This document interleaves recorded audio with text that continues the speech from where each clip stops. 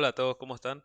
En este video vamos a revisar algunas operaciones que van a ser bastante comunes a la hora de resolver ejercicios con vectores en C++, que es cargar datos a un vector por teclado o mostrar los elementos de un vector en pantalla. Entonces, lo primero que tenemos que hacer es, si consideramos una cantidad de elementos en un vector que va a estar determinado por lo que indique el usuario, entonces primero definimos una variable que le vamos a llamar n, que va a contener el tamaño de un vector. Contendrá el tamaño del vector. Entonces tenemos que pedirle al usuario que ingrese ese valor. Entonces vamos a indicarle con un mensaje: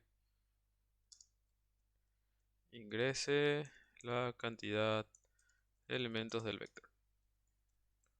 Ok, entonces tenemos que leer después justamente el valor del tamaño del elemento del vector y cargarlo en la variable n. Entonces hasta aquí tenemos la cantidad de elementos. Cantidad de elementos del vector. Ahora con esos datos tenemos que declarar el vector. Entonces le vamos a llamar a nuestro vector. Va a ser un vector de enteros. En este caso puede ser un vector de char, float, lo que quieran. En este caso vamos a probar con enteros. Y le vamos a llamar vector. Super. No vamos a usar porque es una palabra reservada. Entonces le vamos a llamar A. Súper imaginativo.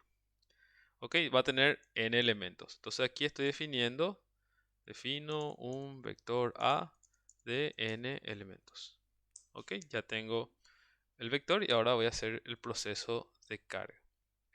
Lo primero que tengo que hacer es justamente definir cómo voy a ir visitando cada una de las posiciones del vector.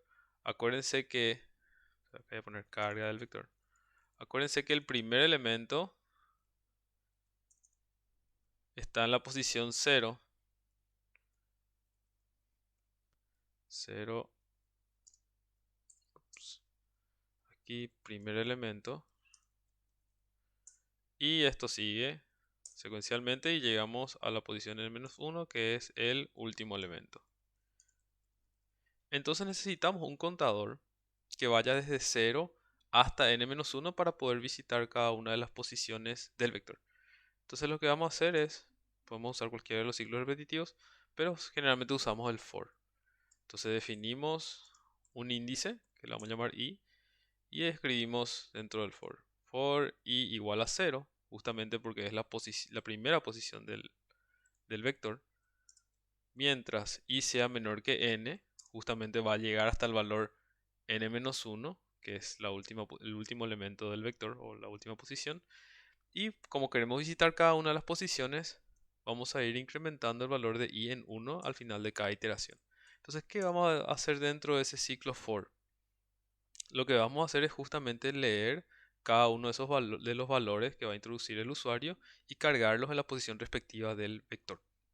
Entonces vamos a darle un mensaje al usuario: ingrese el elemento A, y para que le aparezca ahí A0, A1, A2, entonces cierro aquí, le pongo el valor de I y continúo.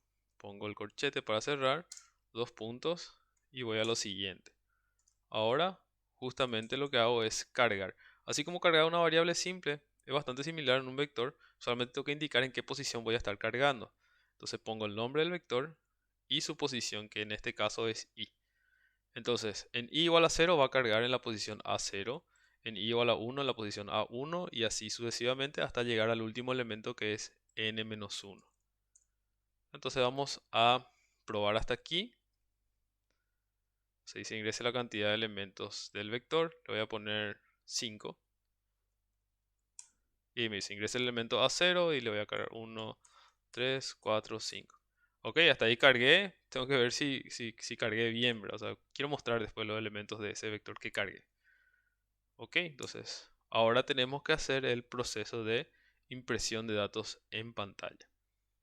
Ok, entonces aquí voy a corregir ligeramente este mensaje. Le voy a poner acá un espacio. Listo. Y ahora hacemos el proceso de impresión de datos. De datos del vector. Ok, entonces, si queremos hacer de la misma manera, en el mismo orden que cargamos los elementos, entonces podemos usar el mismo for que usamos de antemano. O sea, lo que hace ese for es justamente generar todos los índices, o sea, todas las posiciones posibles del vector. En este caso va de 0 hasta n-1. Entonces podemos usar este mismo for. Y adentro, lo que vamos a hacer en vez de leer ahora datos, vamos a mostrar esos datos en pantalla. Entonces antes voy a poner un mensaje ah, que diga los elementos del vector son. Y un salto de línea. Y a continuación voy a mostrar justamente cuáles son esos elementos. Entonces aquí pongo cout. ¿Y qué es lo que voy a mostrar? Justamente el elemento del vector que está en la posición i. Y para que no esté uno al lado del otro, entonces le voy a poner una tabulación al final. ¿Ok? Y al final de todo, una vez que imprimió todo el vector, le voy a insertar un salto de línea, solamente por una cuestión así de presentación. Entonces ahora voy a correr de nuevo el programa, cargo 5 elementos y aquí voy a poner los elementos pares. Entonces, justamente una observación es que se ingresa el elemento 0 y va hasta el elemento n-1, en este caso n5.